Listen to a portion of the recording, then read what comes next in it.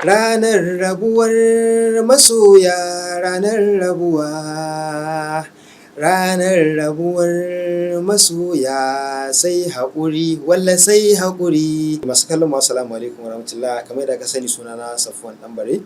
Ina mai farin cikin sanar da ku wannan waƙar tawa mai suna Ranar Rabuwa.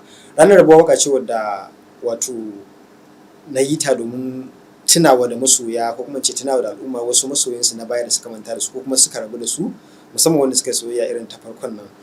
Zan saka muku wannan waƙar wadda ga ta zan saka muku kaɗan daga ciki ku saurara.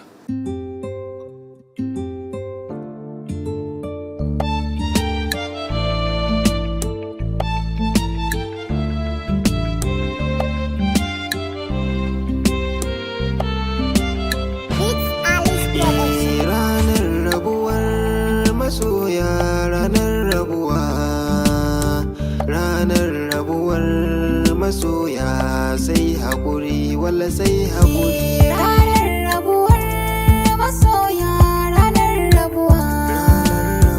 Ranar rabuwar masoya sai haƙuri, walla sai haƙuri. To wannan ita ce, sannan kuma zan sake ta nan gaba kaɗan, amma dai yanzu wannan kamar wani challenge ne wanda na saka. Zan so a ce al'ummar duniya an bani goyon baya, an bani gudunmawa ta wato yi amfani da sound ɗin wannan waƙa mai suna Ranar Rabuwa.